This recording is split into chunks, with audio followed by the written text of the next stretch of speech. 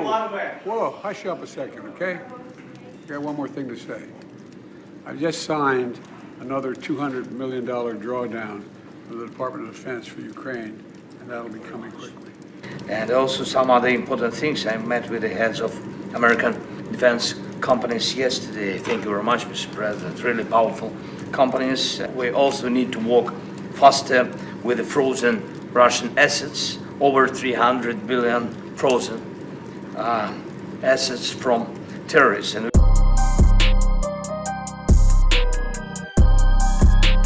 so Speaker Johnson just ripped Joe Biden. He slammed Joe Biden's handlers for their trash job in Ukraine. They're over here asking for more money, another $60+ billion in printed money, because remember, the United States is broke. The United States spends all of its money on military and entitlements on welfare. So the United States doesn't have $61 billion. So they want to go to the Treasury, to the printing press, print out more money for Ukraine so they can wash it up, so they can launder it, so they can all get rich and further cause inflation in the United States. So let's look at Johnson explaining his point of view. Congress needs to pass supplemental funding for Ukraine before they break for the holiday resources. As simple as that. Frankly, I think it's stunning that we've gotten to this point in the first place. While Republicans in Congress are willing to give Putin the greatest gift he could hope for, we are prepared to stay with us, stay with Ukraine, and our European friends are as well. Who in the United States are prepared to walk away from that? I tell you, I'm not prepared to walk away, and I don't think the American people are either. If Putin takes Ukraine, he won't stop there. It's important to see the long run here. He's going to keep going. Then we'll have something that we don't seek and that we don't have today. American troops fighting Russian troops. American troops fighting Russian troops if he moves into other parts of NATO. Make no mistake, today's vote's going to be long remembered, and history's going to judge harshly those who turn their back on freedom's cause. We can't let Putin win. Thank you all for being here. Just had a good meeting with President Zelensky. I reiterated to him that we stand with him and against Putin's brutal invasion. The American people stand for freedom, and they're on the right side of this fight. I have asked the White House since the day that I was handed the gavel as Speaker for clarity. We need a clear articulation of the strategy to allow Ukraine to win. And thus far, their responses have been insufficient. They have not provided us the clarity and the detail that we have requested over and over since literally 24 hours after I was handed the gavel as Speaker of the House. And so what the Biden administration seems to be asking for is billions of additional dollars with no appropriate oversight, no clear strategy to win, and none of the answers that I think the American people are owed. So Johnson brings up a great point. Where's accountability?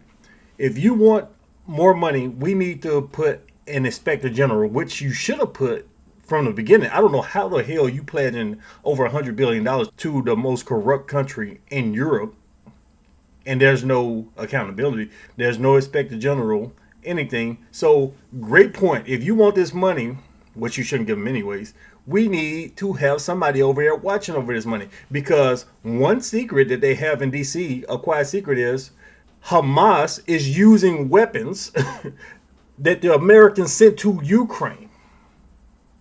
So I want to know how the hell Ukrainian weapons that were given by NATO are being used by Hamas against Israel. Lack of accountability, corruption, weapons, black market. Also, the Mexican cartels. You guys remember those Stingers? Oh, the Russians can't use helicopters. They're going to completely shut them down because the Stinger is the best weapon in history. Remember that back in 2022? Well, the Mexican cartels have Stingers. How the hell would they get Stingers? Weapons, black market, no accountability. So, great point bringing that up. And he also talked about we need to secure our own country. We need to secure the border. Speaking of Mexico, we need to secure the border because we have our own issues, but we're over here pledging money to some foreigners over there on the other side of the world. Imagine if Biden was this passionate about solving crime issues in the United States. Imagine if Biden was this passionate about education and the economy in the United States. But they get really passionate about funding foreign wars because they're washing money, because the military industrial complex is giving them a kickback. Everybody gets rich except for the everyday American people. But we don't know where this money is going. Even the Pentagon, with its massive $800-900 billion budget, the Pentagon just failed another audit. Remember, they did that oopsie daisy. We just found another $6 billion out of nowhere because our accounting was messed up, so we're just going to send that extra $6 billion to Ukraine. So they failed another audit. Let's take a look at this. So RFK is calling them out because we got money going all over the place to the military industrial complex over there in Eastern Europe. The politicians in DC are getting rich. Nobody knows where the hell this money is going. The Pentagon say, okay, y'all give us damn near $1 trillion a year. We can't tell you where this money is going. It's just gone with the wind. The people at the top of the Pentagon, they're getting paid. The military industrial complex, they're all getting paid, but nobody knows where the hell the money is going. So he also says, Johnson said, we need to see a plan. What's your plan for victory? There's no plan for victory, because another secret, one of the biggest secrets they have in DC right now, is don't tell the American people that it's a failed war. That NATO, in this proxy war against Russia, has been beaten. There's no plan. The Ukrainians' army has been wiped out damn near. There's still some fighting going on, but the war, the major part of the war, is basically over because they realized that the writing's on the wall. Ukrainian general, he just got fired because he came out and publicly admitted, the top general, the top person in Ukrainian army said, yeah, we can't beat Russia, we've lost. And he's over there in trouble. Zelensky and Biden, they don't want to admit it because, for one, Biden would look ridiculous because the United States is supposed to be so great, so unstoppable. The weapons are supposed to be magical and Russia's supposed to be so trash. So it's completely embarrassing. The fact that they lost this is completely embarrassing, especially going into an election year. And they know also, if they can continue to brainwash people using Russian hatred, using racism against Russian people, if they can use that, they can get a lot of the Americans to agree to send more money over there so they can continue getting paid. Mike Johnson is saying we're throwing good money out the bad. That's what he's trying to say in a nice way. Look, we don't have a plan. All these weapons we sent over there, we sent the Leopard 2, we sent the Stinger, we sent the HIMARS, we sent all those Bradley Army fighting vehicles. We sent all of those things over there. They're all gone. All of those Leopard 2 tanks, gone. Stingers, gone. So the smaller arms, they've either been used up or sold off to the black market, and the larger ones, like the vehicles, like the HIMARS, they've been destroyed by the Russians. They didn't do anything but cause more Ukrainians to die by prolonging the war. So let's look at what's happened recently. They hyped up, oh, winter is ending, last winter. Winter is ending, and we're going to have a spring offensive. You see what happened in Kharkov. You see the Russians are trash. They retreated. They lost all this land. So the Ukrainians are going to launch a spring offensive and take back everything, take Crimea, and the Russians are going to be defeated. Spring offensive turned to a summer offensive, turned to a fall offensive, and then they finally say, yeah, this thing was a wash. And word is that the Ukrainians lost over 70,000 men, 70,000 casualties in the spring offensive. Now remember, they lost over 500,000 men total through the course of this thing. So it's very feasible that they lost 70,000 people in this vaunted spring offensive, which turned to the summer offensive. You can't say spring offensive anymore because it's embarrassing. So you got to call it the summer offensive. Their army is damn near destroyed. They have press gangs going around. They're trying to find any person from the age of 17 to 70 to force conscript. The Ukrainian government is calling to Poland and to Romania. They're saying, look, when this war started, we had a lot of people run out, refugees. If you have any men from 17 to 70, Ukrainian men hiding out in Poland or Romania or somewhere in Europe, we need them back. Ship all Ukrainian men from Western Europe, ship them back to Ukraine so we can force them to join the war and go over there and get killed. Because the life expectancy for a Ukrainian, when he first enters the battlefield, the average life expectancy is 4 hours. So not only are you throwing good money out the bad, you're wasting more lives. These young men, an entire generation of Ukrainian men wiped out because the United States pushed Ukraine to continue a war that they had no shot in winning, and the Ukrainian government, the Ukrainians were stupid enough to let the United States use them. So their offenses have failed on the ground militarily. They've lost, even though we have more fighting to go. It looks like the Russians are probably going to have to push to the Dnieper River in order to get Ukraine to finally capitulate. If that doesn't happen, what might happen first is the Ukrainian people might take Zelensky out, or he's going to run out of the country, because it's very unstable over there. And a lot of people over there are pissed at Zelensky, and he might be a dead man walking if he doesn't escape to somewhere like Miami first.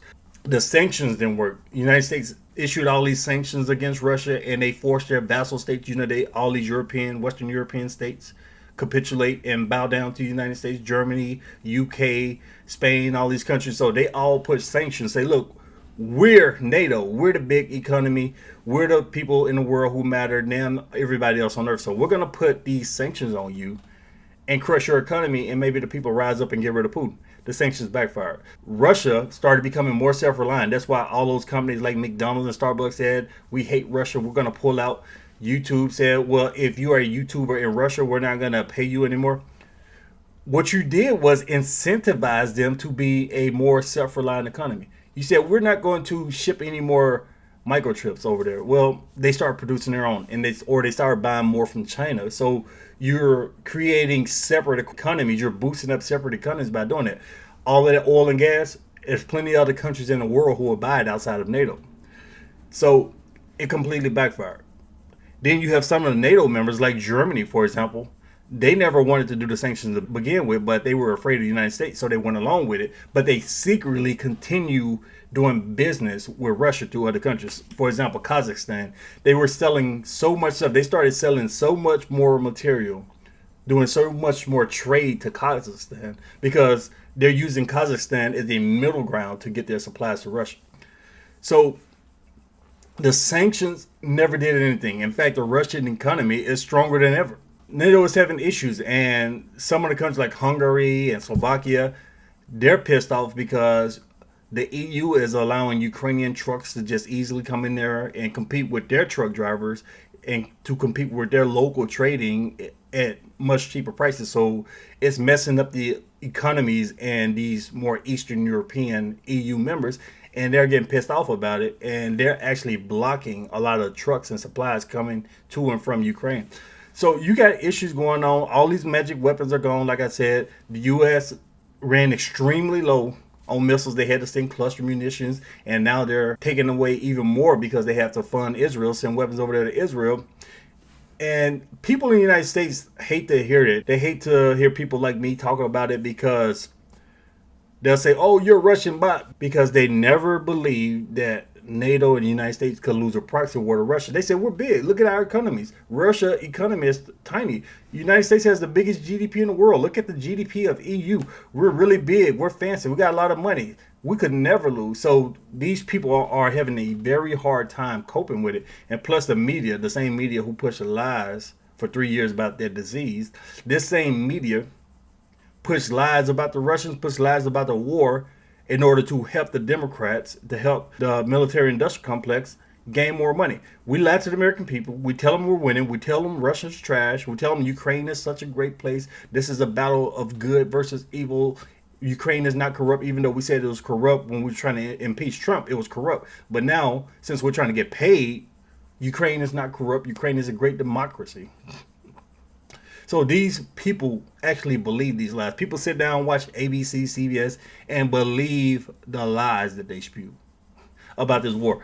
These people who were feud with Russian hate, were feud with Putin hate, because you remember the Russia hoax, how they said Trump and Putin were best friends. They were hanging out. Trump was over there in Moscow getting peed on by Russian prostitutes. Putin sabotaged the 2016 election. So a lot of people in America, 35% of the American population already hated Russia because they believe those lies. So when you give them an opportunity to say, well, we're going to destroy Russia through a proxy war, they were all for it. So they easily believed all of these lies. And a lot of them still do. These people cannot admit that it's over. And the best thing that needs to happen is to just end this thing and stop the killing, stop the dying. Like Trump said, we need people to stop dying. Way too many people have died. Way too many. This thing should have been over back in 2022, but here we go pushing 2024, and they're still trying to send more money, and more Ukrainian young men are going to die. If you cared about Ukraine, you would stop this thing to save their lives. But Putin predicted this. He said the United States will fight us until the last Ukrainian, and looks like that's what they're doing, especially with the fact that they're trying to pull back Ukrainian refugees from other countries to enlist them in the Ukrainian armies to go out there and die. But a lot of this stems from the fact that these people, the United States leadership, believe their own hype. So United States hasn't had a successful regime change since Japan in World War II. United States has fought all of these wars. You've been to Syria, you've been in Yemen, you've been in Afghanistan, you've been to Vietnam, you've been to Somalia, the Bay of Pigs over there in Cuba. All of these operations from the most unstoppable, greatest military in history and lost. You have a 50, 60-year losing streak, but somehow, some way, people continue to think the United States is completely unstoppable. So when Americans like me call out reality that we've been on a decades-long losing streak, oh, I'm lying. I'm making stuff up. I'm a bot. I'm a Russian bot. So the United States has jumped into all these failed wars, and they started another failed war. Let's make Ukraine the toughest army in Europe. We're great. We're going to use the full power of NATO. We're going to use our GDP and our economy to crush the Russian economy. We're going to use our magic weapons to crush the Russian military. Completely failed on both aspects, on both fronts. And you also expose yourself to non-NATO countries, people who do not capitulate to the United States. Other countries in the world are seeing what's going on, and they're being more cautious. That's why Taiwan, as quiet as it's kept, Taiwan is actually moving closer to China. Taiwan and China are probably going to unite peacefully. Even though Vivek and all these other politicians talking about China's going to invade and do all of this and that, it looks like they're building bridges, because now Taiwan and China, they're starting to do business right across the Taiwan Strait. They're making it to where people in Taiwan, look, you can come over here and work right over here. You can buy houses. You got senior citizens over there. You got poor people. Look, we got some housing right over here right over here on the Chinese mainland. You know, we just send your people. We're going to take care of you. So basically, China and Taiwan are getting closer in a peaceful way. And Taiwan is saying, look, it's probably better for us to make peace with China than to let the United States hype us up and then we get completely annihilated like Ukraine did. So this operation is backfiring in so many ways. Meanwhile, the United States puppets, United States vassal states over there in Europe, they're having issues because they know the writings on the wall. The governments over there know the writings on the wall. And a lot of these countries are starting to put in more conservative governments who are not going to just go along with this proxy war, because they know in the long run it can hurt them. And even in the short term, it's hurting them because of the shortage of gas. They're not allowed to do certain types of trade with Russia. So it's destroying their economies in a lot of ways. You see Schultz over there in Germany, the chancellor in Germany, he's dealing with all types of issues. His country is about to revolt against him because he just goes along with what the United States tells him to do, and it's hurting his economy. And Putin even mocked him last week, openly called him out. He said, look, you not even worried about Germany. You're more concerned about your allies. You're more concerned about what the United States and the UK think about you than what your own people think about you. You're not doing what's in the best interest of Germany. You're doing what's in the best interest of the United States, and it's hurting your country. So you have all these countries over there in the EU arguing about money, arguing about what to do. So should we send money over there to Ukraine? How much more money do we need to send? I know we pledged this amount of money. See, if they were winning this war like they claim, if everything was going perfectly, the Russians were trash and being pushed back, you wouldn't have all this bickering. You wouldn't have the Republicans and the Democrats in D.C., Johnson, Biden, and all of them going at it over funding. You wouldn't have the EU being divided over funding if everything was going perfectly as they claim.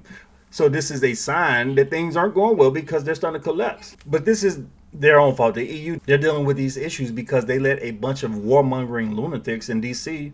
convince them into joining this proxy war. So let's read a little bit about what's going on over there in Europe. EU's next Ukraine ammo and cash support plans stalling. The bloc pledged 1 million rounds of artillery, ammunition, and billions of cash. So the problem here is they don't have 1 million rounds in artillery, ammunition. They don't have anywhere near this. They were claiming they were so great and they were so powerful that they can just snap their fingers and make munitions appear, wrap up production with ease. Didn't happen. EU defense ministers will gather in Brussels on Tuesday, but some of the bloc's pledges to support Ukraine with arms and cash are running into trouble. Diplomats are increasingly worried that the bloc's aims of delivering 1 million rounds of ammunition to Kyiv within a year to help it in its war against Russia are floundering. I thought when NATO was so big and unstoppable, I thought that nobody could even get close to the economies, the military power. These guys can't even produce. You got 30 countries can't even produce missiles. All I'm saying is, my point is, don't fall into the hype. They are saying all this stuff publicly under the guise of, oh, we love Ukraine, we're fighting good versus evil, but it's about money. It's about sending money to these defense contractors. The politicians are getting a kickback. Ukrainian men are dying. They don't give a damn about that. Ukraine is in ruins. This country, it was a third world country already. I don't know what it is now. It's a pile of rubble, especially eastern Ukraine. They don't give a damn. It's about money. Tell the people what they need to hear. Tell the American people, tell the people in Europe over there that everything is going good. We're powerful. We're good. And give us some more money. Let us print more money. It would be very difficult to reach that target by mid-March, one national diplomat said, on condition of being granted anonymity. Yeah, he doesn't want to say out loud that this is a failed effort because he'd get fired. Industry executives point to staff shortages and problems sourcing adequate supplies of explosives as some of the bottlenecks facing contractors as they seek to ramp up production. Yep, your fault. Because you guys aren't prepared for this. That's why I said none of these countries could touch Russia. They're talking about, oh, Russia's so trash. Russia will wipe the floor with any of these countries. They are not even fighting Ukraine full force. But these countries are so damn arrogant that they believe we can just spend our money on other crap. We don't have to have the ramp up ability. If Russia tried anything, we can just easily wipe them out, or the United States will come to the rescue. So these guys are just facing issues. They can't even ramp up production to 30 countries can't produce some munitions needed for a proxy war. That's crazy, man.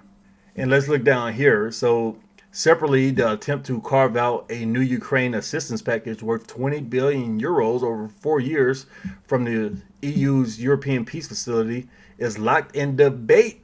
What's more, Hungary is still blocking a 500 million euro payment under existing EPF funds over sanctions on the local bank. So, like I said, so Hungary is very pissed off. They got their own economic issues, and in fact, they got sanctioned. They're a NATO member, but they got sanctioned by the EU. They're blocking current money that was already pulled out and supposed to be going to Ukraine. They're blocking this money. But then on top of that, they're trying to pledge 20 billion euros, which is a fraction of what the United States alone is sending or trying to send. They're trying to pledge more money, and they're debating about it. They don't. Some of these countries saying send it, and some of these countries saying hell no. And then within the countries, there's a lot of division. So this war was going so perfectly. Russia was so trash. The Ukrainians were winning so good that NATO was falling apart in the economic sector and the military sector. Completely collapsed. So let's just end this thing. How about that? Can we just end this damn war and save lives? Can we do that? Is that too much to ask? Because these people trying to get paid, and the only thing that's holding this up is these brainwashed sheep in the United States and in Europe who actually believe, oh yeah, Russia is evil. This is about a good versus evil. Zelensky is the greatest man since Jesus. People who actually believe this nonsense. They're the ones who are giving life to these politicians. They're the ones who are allowing people like Joe Biden to ask for $61 billion. So if these people weren't so damn brainwashed, we can stop this thing, push back heavily against people like Joe Biden, military industrial complex, save these lives, end this thing, and have more peace in the world, and focus on our own country. So let me know what y'all think. Leave me your thoughts below. Share the video. Thanks for watching.